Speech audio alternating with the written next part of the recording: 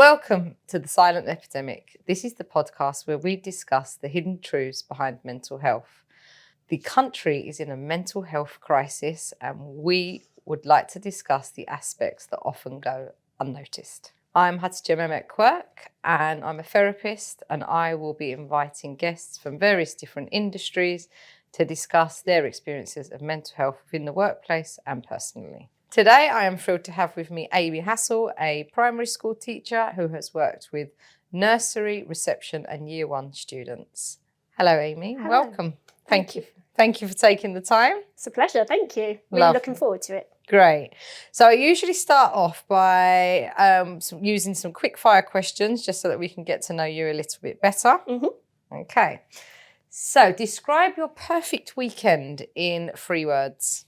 So my first thoughts when you said that was breakfast in bed, because who doesn't like breakfast in bed? Mm-hmm. And I don't get it very often. So when I do, that is a winner. So hint, hint to my husband. There you go. Lovely. But the things I'd like to do on a weekend are exploring, yoga and dancing. So they're my few favourite things to do. Lovely. And what's the funniest thing a child has ever said to you? That's really difficult because they make me laugh every single day, just the innocence and kind of like the honesty that children have. I just find really hilarious. But there was this one time, bearing in mind that I teach 5-year-olds, we were singing a nursery rhyme, and at the end this little girl said to me, I really like your voice, you've got a good voice, Miss Hassall. So I said to the rest of the class, kind of feeling cocky, like, who else likes my voice? Most positive feedback. And then this one boy at the back of the room, I don't think you've got a very nice voice. I think you sound like a drowning cat. Oh, nice. But what's interesting about that kind of story is probably about 10 years ago, I wouldn't have found it funny. Like it would have really insulted me. But now I've learned, that it is funny. Not take yourself so seriously. And what's your favourite book?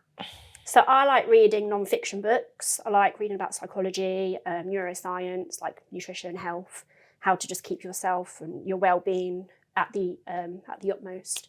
So there's this book by, I think she's called Davina Taylor, and she's got quite a big following on Instagram. It's called Hack Your Hormones, and it goes on issues about that kind of women suffer from, like fatigue, PMS, mood swings, but how you can use nutrition to kind of calm some of those symptoms that you might be having. So it's a bit of a Bible for me, because if I have any of those symptoms, I look at that book, I know what I should be eating. Yeah. If you could listen to one song for the rest of the year, what would it be? Again, difficult. And this might sound really random, my choice, but it has got a bit of a story. So the song would be Heather Small, Proud. It's from like the early 2000s. But that song is always played into assembly during a Friday, which is a celebration assembly. And I'll be walking in and my kids will be following me. They have no idea what that song is, but I'll just be, dancing, vibing away, having the best time. So it just brings back lots of memories, good memories. Good. If you could visit any country in the world, where would it be? So I have been quite lucky to travel quite in a few countries, but it all kind of started my love of travel when I was 21. So I travelled to Australia on my own, and I did some volunteering there, and that's where I met my husband. But that was 14 years ago. So I'd really like to go back there and kind of see how it's changed and kind of reminisce about some of the experiences that we had. So I'd go back to Perth in Australia. Thank you for that. So now I'm going to move on to more of your experiences in the classroom. You spent 10 years with early year students. Can you share some of the challenges that you faced in managing the stress and anxiety? So if we look at kind of the national picture, I think it's a third of teachers that leave within the first 5 years. So there is a chronic kind of retention problem within teaching, and we're losing a lot of experienced staff within the first 5 years. And the main kind of overarching themes are obviously workload, the funding and support for special educational needs children. The curriculum is so outdated and too hard for a lot of the students that we teach. Obviously Ofsted. So there's some of the themes that we see a lot across teaching.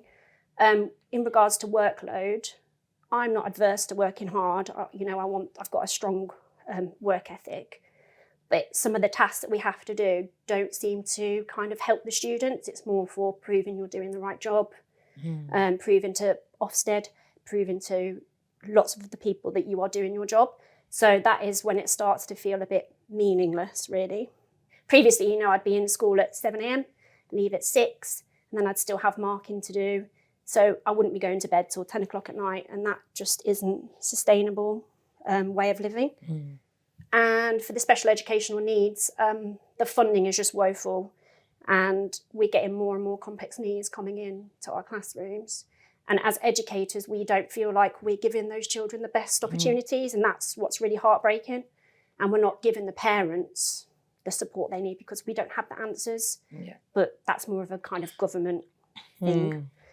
Obviously, Ofsted, that's been a lot in the news lately, where that, the head teacher took her life because of Ofsted. It just causes a lot of a toxic culture within schools because that one judgment is the be all and end all. And behaviour, I think, is a huge one. Not particularly with early years because I don't think they've kind of got that ingrained behaviour. I think it's probably worse as you go throughout the school and definitely in secondary school. But the behaviours we see are kind of more linked to speech and language kind of issues that are going on within the country. And obviously the cost of living crisis is having an impact on parents and the children. I think I am better at dealing with behaviour now because I've learned some strategies, but I know teachers are struggling across the board basically because I think if you try and go to ask for help for behaviour, it might be seen that you're not a good teacher, there's something wrong with you don't know how to control the class. And so people don't want to go and ask for help. So teachers really are struggling with a lot of these things. I mean, you've mentioned quite a lot of pressure there. You sort of said about you doing tasks that are almost feeling like you're doing that tick box exercise to prove that you're doing the job well. It's not really to the benefit of the children. No. It's not anything that you're learning from or gaining from. And it sounds quite judgmental. Oh, very much so. It's just very unmotivating to have to keep doing these things to prove yourself when you know you're doing a right job, when you're doing a good job. And I went into teaching to help children and to be that front-facing person. But to be doing kind of like the admin task that you have to do, that's not what I went into the job for. And it makes the job, for me, not enjoyable, that side. But that's the bit that bogs you down more than the actual teaching. So you've mentioned there the admin side is quite time intensive. And then you also mentioned that you've got the issues in regards to special educational needs, the lack of funding. So you can't give the support that you feel you should be giving. That's where a lot of the issues that's where a lot of my stress comes from because I want to do the best for all of the children. And I know that I am not giving, not for want of trying, but I'm not giving everything to them. I'm not able to.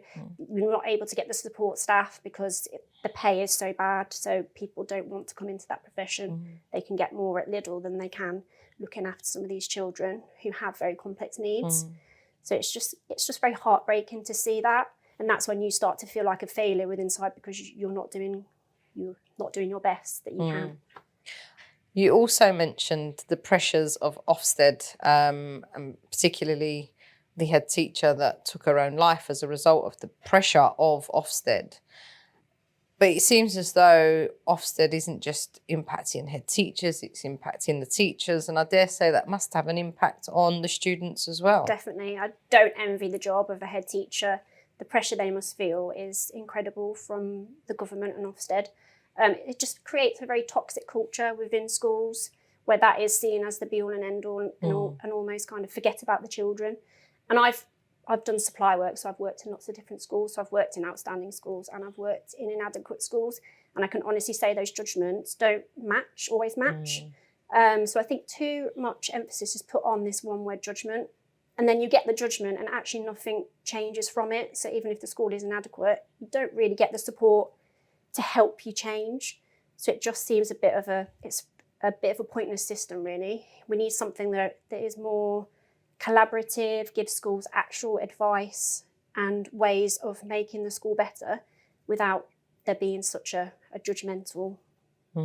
So it's almost like even if someone doesn't get the report or a school doesn't get the report that they're aspiring to, there's no support put in place to help them make changes, to develop the school. It's not for the benefit of the children. It's for the benefit of, it's an easy way of kind of giving school a judgment, but it actually doesn't uncover some of the more complex issues that we're dealing with.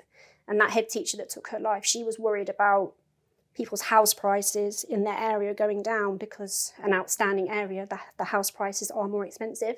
And I just think that is just a crazy, ridiculous kind of pressure to put on someone that she's thinking about other people's mortgage-like house prices. It just shouldn't be that judgmental. It seems quite a far cry from what it's actually there to achieve and implement. Definitely. Like I said, it doesn't make any difference to the teaching once we've got that judgment. So you've mentioned a lot of different angles of pressure that you're experiencing as a teacher, and you've said the dropout rate, is 5 years. People go to the extent of going to uni, training, and then they just can't handle staying in the position. Because that, I trained, that's what I wanted to do, but it's just not sustainable. So it is really sad when you have to come to that conclusion that actually what you're doing is affecting your mental health so much that you can't continue with something that you love.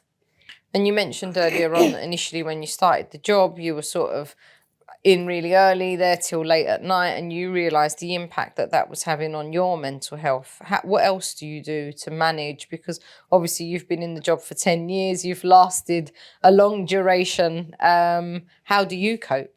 So now I have got a bit of a toolkit. So definitely exercise for me helps. Making sure even if it's just 10-minute stretch, 10-minute walk, just kind of resets your mind and gives you that breathing space to get rid of the negative thoughts that you might be having throughout the day.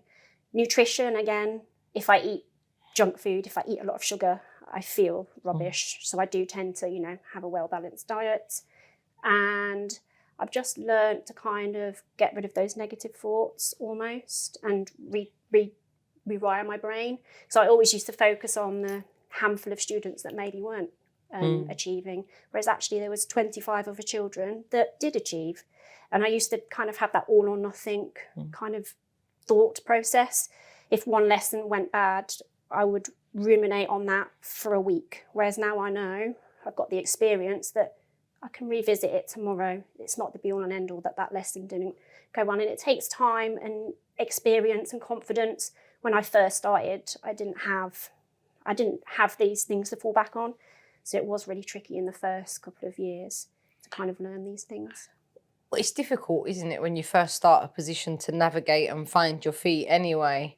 And then on top of trying to find your space, get into the flow of fitting in to fulfill that job, you've got all of these external pressures as well. Because I remember when I first started, I was bright-eyed, bushy-tailed, so excited to have my own class.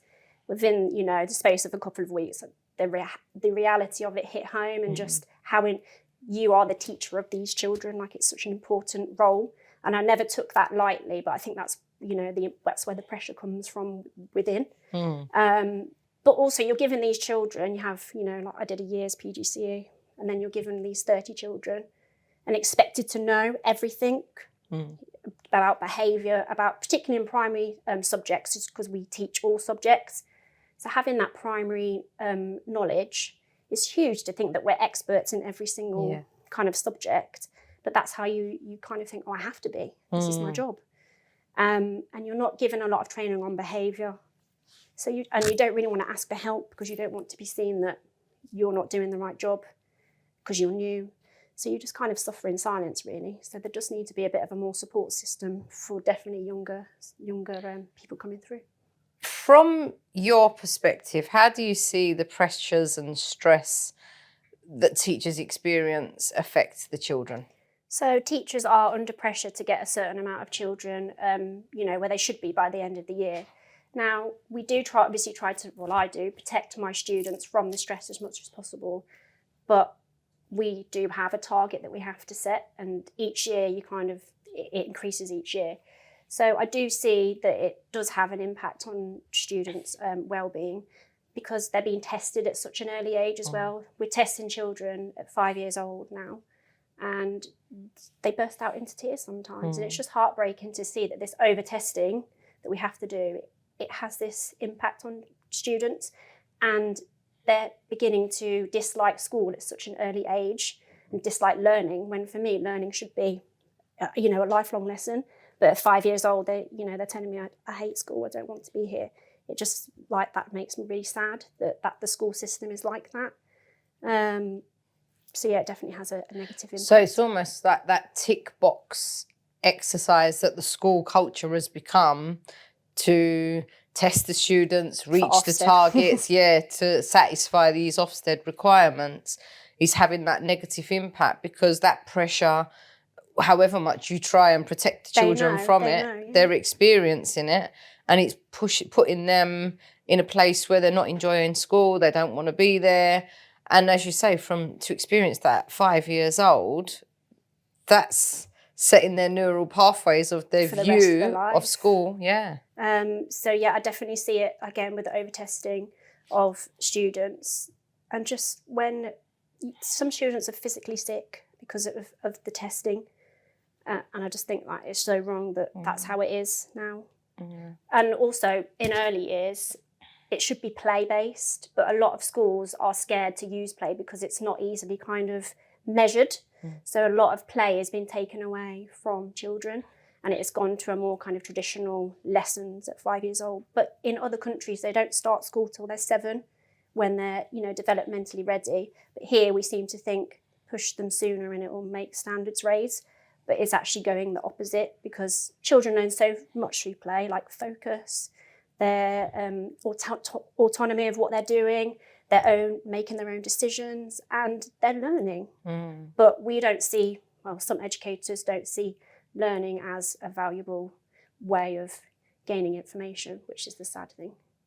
So the thing that crossed my mind there was they're almost killing the kids' creative flair. Oh, definitely. Because it can't be measured against something. It's definitely like a rise of children, the perfectionism as well, wanting to please the teacher, wanting to please their parents, because a test score looks good on a piece of paper.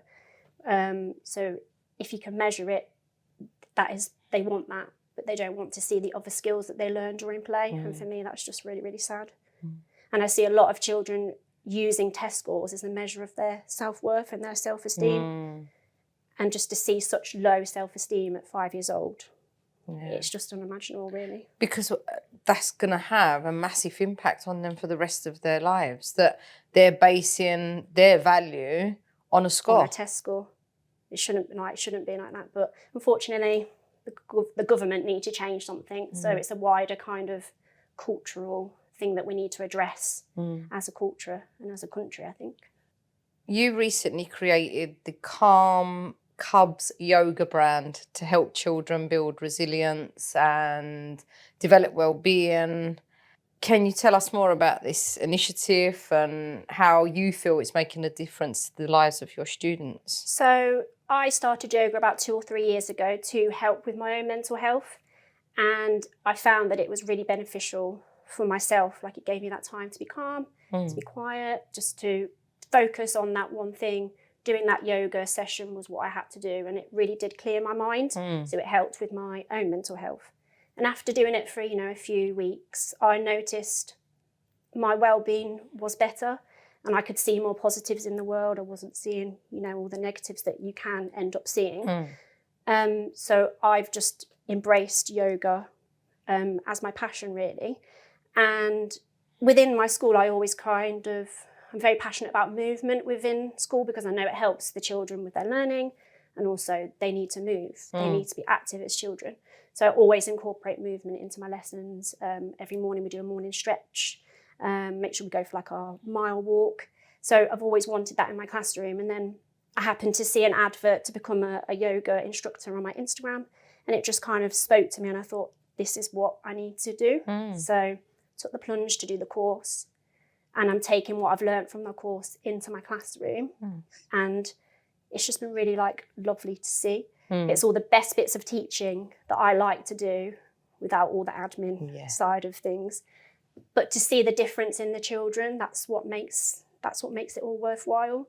So within my class, I might have some of the shyer, more reserved children that maybe aren't as academic, or I might even not hear them speak because they're so shy. But within this kind of session, they're the loudest children, they're giggling, they're laughing, and it's just nice to see that side of them come out through yoga. And obviously they're getting the physical aspect of the yoga, but it's more about kind of teaching the emotional literacy as well, because their emotional literacy normally is I feel sad or I feel happy, when there's obviously a wide spectrum of emotions. So I teach them some of the vocabulary, and that emotions won't always just be, they're not static, they go up and down. But I think if children have that knowledge, it's not as scary, because a lot of the time in the mornings, so I hate school, I didn't want to come to school.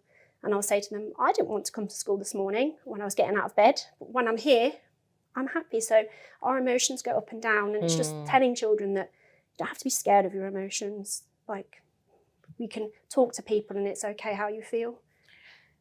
Because it has almost become that expectancy, hasn't it? That we've almost got to always be at this high. Happy, yeah. When actually that's not realistic, is it? Because we get highs with lows, but it's having that resilience to ride through that makes the difference. Yeah, but I don't think children just don't know, and they just are scared of the feelings, or it's a feeling they've not had before, or they don't know how to tell someone that that's how they feel, and it comes across then as a behaviour or being angry, but actually beneath those behaviours there's something going on that children need to be able to talk about. So I think just by giving them that knowledge, we can help with the behaviour side of things as well. But with their resilience at the beginning of the lesson, of the sessions, I had a lot of, I can't do it, this is too hard. But, you know, by week 3, 4, we've done it a few times, and they know now they can do it. So they're becoming more confident within themselves and building resilience that they can do hard things. So, and again, that's a massive lesson in itself, isn't it? That thing of, oh, I can't do it. Actually, you know, persevere, keep trying, practice it, and you will be able to do it. And that's shown because they are now able to do it. Yeah, it's such a nice thing to see, just them grow as a person. And they love it, because at the beginning I was thinking, oh, yoga for children, like, will they get bored? Will they be engaged? But I've been blown away by their reaction. So every time I go in, they're like, is it yoga today? So I just love that they love the sessions as well. Yeah. What changes and strategies have you implemented to support the well-being of your students? So when I first started, like I said, I was more focused on kind of getting through the day, having to do the lessons, that I probably kind of neglected the children's well-being a little bit. But as I've progressed through my career, I now know that behaviour is communication, and their behaviour is reflecting something that is going on. And maybe if they're having, you know, an angry moment or they're feeling sad, it's my job to actually teach them the skills. So I think I've got a little bit more reflective in that way, and being able to see that actually how my kind of demeanour affects them as well. So I do make sure that in the mornings, you know, I'll greet them and make sure I have a bit of a check-in with each child, because I am lucky enough that I only have 20 in my class. So I feel like I can kind of have those one-on-one conversations with them, just to see if anything flags up early on in the morning, because they might have had, you know, a really stressful morning, not slept well, and that can have a huge impact for them for the rest of the day. But if I have that conversation to begin with, I can kind of maybe sort things out before they escalate further into more like aggressive behaviours maybe. So I'm definitely more in tune to children and picking up on some of the behaviours that I might not have. And it seems as though in taking that pressure away from what you need to achieve by following those tick boxes to the T, and almost adopting a more relaxed approach by thinking, actually, hold on, let me connect with these children first, because that's most important. Then I'm able to address those tick boxes throughout the day. And it doesn't feel as kind of such a big thing. Just having that connection has changed my kind of view on teaching, and it's made it more enjoyable. But I think that is with experience. I think for a lot of maybe younger ones, you have to learn that skill. But I've definitely kind of also moved away from kind of punishing children. I always used to, you know, I'd have the same children in at lunchtime because they've been doing the wrong thing. I'd constantly be talking to the same parents because I got into that vicious kind of negative cycle. And I'd blame me. It was all just a blame kind of culture. Whereas now I'm more curious about behaviour. There's an underlying reason what is going on. And if you just shame and punish, you're not really getting to what's underneath. So I'm definitely more in tune with well-being. So your focus is more on, okay, right, this child is acting up. Let me get to the root cause of the problem, rather than just trying to control them and just automatically assume that you know what's going on, because you don't, because these children come with their own complex, unique ways, and they've all got different, they've all had different upbringings. So you have to be curious and just communicate with them. But children they won't want to talk to you if they think you're going to shout, or they think they're going to get punished or shamed.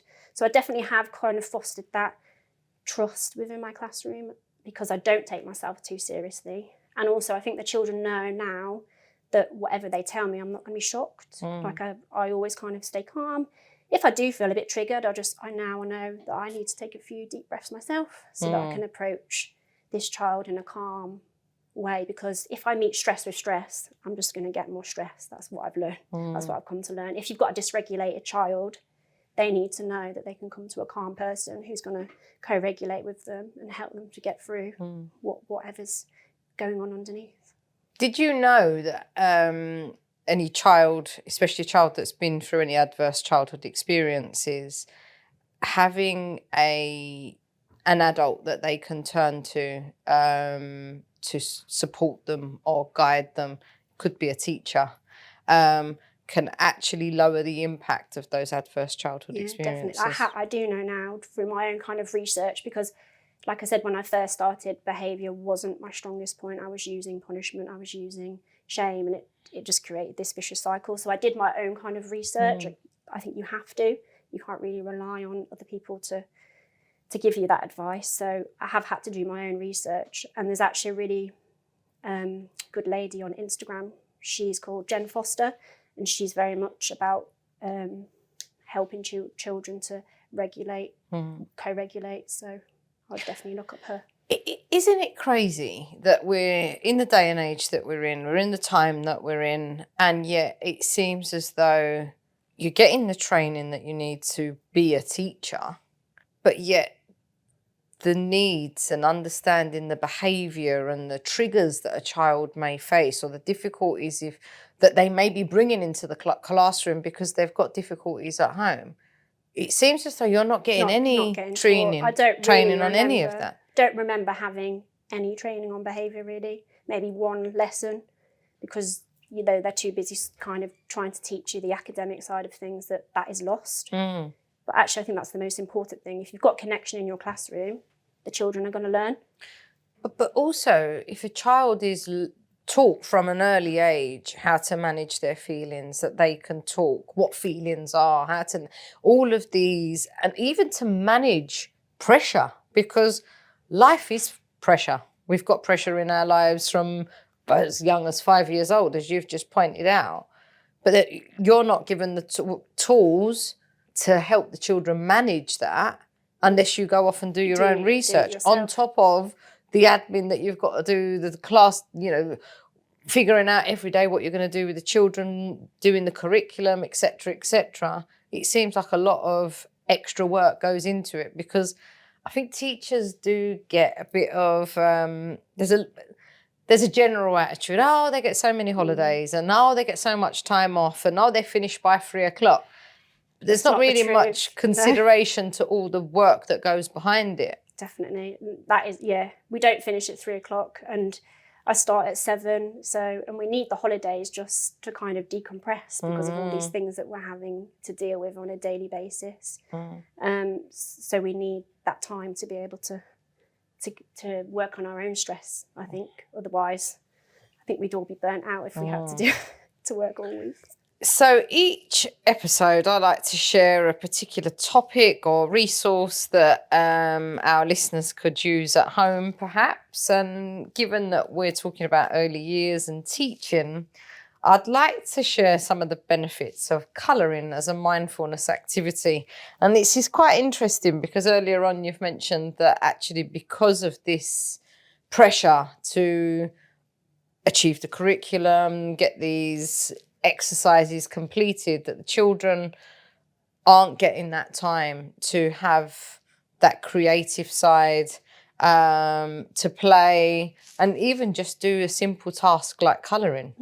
So even adults can use colouring as a mindfulness activity. And some people will see this as a bit childlike, but it can help with stress, anxiety. It can improve focus, and just generally stop, especially you've explained in your job, that feeling of constant pressure, thinking about things all the time, tasks that you've got to achieve, forms that you've got to fill in. Just taking that time to do a mindfulness activity, just getting felt tip pens and a colouring book, can have so many benefits for mental health. Would you agree? Yeah, I can definitely see that working within the classroom. It's, cost effective. It's not going to cost that much, but it is going to give that children the focus time without distraction. I think that's the key, because a lot of children are distracted. So just having that one thing they have to do, which is mindful, I think will be benefit for them. Would you ever consider it? I would. I've started drawing, which I do find very therapeutic. So I would definitely. Brilliant. So we have a theme on the show where we ask all our guests the same question. And the question is, what advice would you give to your younger self? I think it would be to follow your own path and to kind of trust those feelings that you have, those gut instincts, because those gut instincts are probably trying to tell you something, and trying to ignore it or suppress it, it's going to probably come back to bite you at some later date. So I think follow your own path and listen to your inner voice rather than what maybe other people are saying. And that sounds pretty much like what you do in your job, because as much as you've been given the guidelines of the curriculum and, the school's way of how to measure the children's achievements, it's your inner voice that has told you, hold on a minute, I need to connect with these children first before I can even consider achieving anything else, because that makes all the difference. Definitely. It's definitely made me a lot happier. I'm more connected with the children, like you said. And it's kind of made me fall in love with teaching again, which I had lost for a while, which did make me really sad. But I've listened to myself and just feel more authentic with how I feel and aligned with my own values. And it's just made the world of difference. Because it almost seems like if you hadn't have done that, it was almost like being a teacher was almost robotic. You must do this, you must do that, you do it. So you didn't get to bring... It became like a treadmill, and that just made me really unhappy and depressed ultimately, because I wasn't doing what I knew I should be doing. But now with the experience, and I know if I can explain this for the children, no one can argue with me really. But I've got that confidence now that that's how I want to do it. And it does work. Thank you for listening to The Silent Epidemic, and a special thanks to Amy for sharing her insights into her profession and the challenges that she's had to overcome. If you enjoyed the podcast, please like, share and subscribe. We'll see you next time.